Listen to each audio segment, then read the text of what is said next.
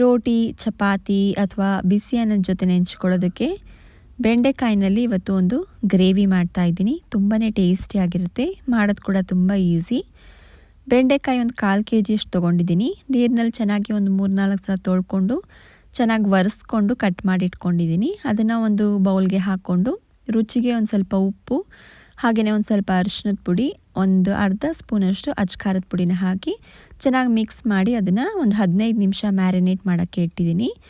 ಅದು 15 ನಿಮಿಷ ಆದಮೇಲೆ ಪ್ಯಾನ್ಗೆ ಒಂದು 2 ಟೇಬಲ್ ಸ್ಪೂನಷ್ಟು ಎಣ್ಣೆ ಹಾಕಿ ಮ್ಯಾರಿನೇಟ್ ಮಾಡಿರೋ ಬೆಂಡೆಕಾಯಿನ ಹಾಕಿ ಫ್ರೈ ಮಾಡ್ಕೊತಾ ಇದ್ದೀನಿ. ಇದನ್ನು ಸ್ವಲ್ಪ ಮೀಡಿಯಮ್ ಟು ಹೈ ಫ್ಲೇಮ್ನಲ್ಲಿ ಫ್ರೈ ಮಾಡ್ಕೊತಾ ಇದ್ದೀನಿ. ಇದು ಒಂದು ಸ್ವಲ್ಪ ಟೈಮ್ ಆಗುತ್ತಲ್ಲ ಹುರ್ಕೊಳ್ಳೋದಕ್ಕೆ. ಅಷ್ಟರಲ್ಲಿ ಒಂದು ಈರುಳ್ಳಿನ, ಸ್ವಲ್ಪ ದಪ್ಪ ಸೈಜಿನ ಈರುಳ್ಳಿನೇ ತೊಗೊಂಡಿದ್ದೀನಿ. ಇದನ್ನು ಚಿಕ್ಕದಾಗಿ ಕಟ್ ಮಾಡ್ಕೊತಾ ಇದ್ದೀನಿ. ಮಧ್ಯ ಮಿಕ್ಸ್ ಮಾಡ್ತಾ ಇರಬೇಕು ಬೆಂಡೆಕಾಯಿ, ಇಲ್ಲಾಂದರೆ ಸೀದೋಗ್ಬಿಡುತ್ತೆ. ಒಂದು ಸ್ವಲ್ಪ ಚೆನ್ನಾಗಿ ಬ್ರೌನ್ ಆಗೋವರೆಗೂ ಇದನ್ನು ಫ್ರೈ ಮಾಡ್ಕೊಂಡ್ರೆ ಆಯಿತು. ಅಷ್ಟೊತ್ತಿಗೆ ಈರುಳ್ಳಿ ಟೊಮೆಟೊನ ಕೂಡ ಕಟ್ ಮಾಡ್ಕೊಂಡಿದ್ದೀನಿ. ಈಗ ಬೆಂಡೆಕಾಯಿ ಫ್ರೈ ಆಗಿದೆ. ಸೊ ಗ್ಯಾಸನ್ನ ಆಫ್ ಮಾಡಿಬಿಟ್ಟು ಹುರಿದಿರೋ ಬೆಂಡೆಕಾಯಿನ ಒಂದು ಪ್ಲೇಟ್ಗೆ ಹಾಕಿ ಎತ್ತಿಟ್ಕೊತಾ ಇದ್ದೀನಿ. ಇದು ಹುರಿದಿರೋದ್ರಿಂದ ಒಂದು ಸ್ವಲ್ಪ ಕಲರು ಪ್ಯಾನ್ನಲ್ಲಿ ಬ್ಲ್ಯಾಕ್ ಆಗಿದೆಯಲ್ಲ, ಹಾಗಾಗಿ ನಾನು ಮತ್ತೆ ತೊಳ್ಕೊಂಡು ಅದನ್ನು ಇನ್ನೊಂದು ಸಲ ಗ್ಯಾಸ್ ಮೇಲೆ ಇಟ್ಬಿಟ್ಟು ಇದಕ್ಕೆ 1 ಸ್ಪೂನಷ್ಟು ಎಣ್ಣೆ, 1 ಸ್ಪೂನಷ್ಟು ಜೀರಿಗೆನ ಹಾಕಿ ಕಟ್ ಮಾಡ್ಕೊಂಡಿರೋ ಈರುಳ್ಳಿನ ಹಾಕಿ ಹುರ್ಕೋತಾ ಇದ್ದೀನಿ. ಈರುಳ್ಳಿ ಒಂಚೂರು ಕಲರ್ ಚೇಂಜ್ ಆಗೋವರೆಗೂ ಇದನ್ನು ಹುರ್ಕೋಬೇಕು. ಆಮೇಲೆ ಇದಕ್ಕೆ ಕಟ್ ಮಾಡ್ಕೊಂಡಿರೋ ಟೊಮೆಟೊನ ಕೂಡ ಹಾಕ್ಕೊಂಡು ಇದನ್ನು ಕೂಡ ಟೊಮೆಟೊ ಸಾಫ್ಟ್ ಆಗೋವರೆಗೂ ಹುರ್ಕೊಂಡ್ರೆ ಆಯಿತು. ತುಂಬ ಈಸಿ ಮಾಡೋದು, ತುಂಬ ಟೇಸ್ಟಿಯಾಗಿರುತ್ತೆ, ಸ್ವಲ್ಪ ಡಿಫ್ರೆಂಟಾಗಿ ಕೂಡ ಇರುತ್ತೆ. ಟೊಮೆಟೊ ಸಾಫ್ಟ್ ಆಗೋಷ್ಟೊತ್ತಿಗೆ ಒಂದು ಮಸಾಲೆನ ರೆಡಿ ಮಾಡ್ಕೊಳ್ಳೋಣ ಈ ಗ್ರೇವಿಗೆ. ಇದಕ್ಕೆ ಮಿಕ್ಸರ್ಗೆ 1/3 ಕಪ್ಪಷ್ಟು ಮೊಸರು ಹಾಕ್ಕೊಂಡಿದ್ದೀನಿ, ಒಂದು 10 ನೆನೆಸಿರೋ ಗೋಡಂಬಿ, ಒಂದು ಅರ್ಧ ಸ್ಪೂನಷ್ಟು ಗರಂ ಮಸಾಲೆ, 1/4 ಸ್ಪೂನಷ್ಟು ಅರಿಶಿನದ ಪುಡಿ, ಅರ್ಧ ಸ್ಪೂನಷ್ಟು ಅಚ್ಕಾರದ ಪುಡಿ, 1 ಸ್ಪೂನಷ್ಟು ಧನಿಯಾ ಪುಡಿ, ಹಾಗೆಯೇ ಒಂದು ಸ್ವಲ್ಪ ಉಪ್ಪು, ಈ ಒಂದು ಗ್ರೇವಿಗೆ ಎಷ್ಟು ಬೇಕೋ ಅಷ್ಟು.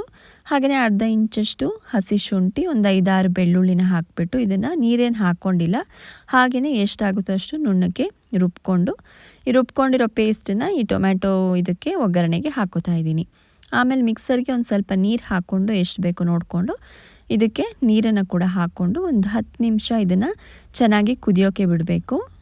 ಇದು ಎಣ್ಣೆ ಜಾಸ್ತಿ ಹಾಕಿದ್ರೆ ನಿಮಗೆ ಎಣ್ಣೆ ಬಿಟ್ಕೊಳ್ಳುತ್ತೆ ಮೇಲ್ಗಡೆ.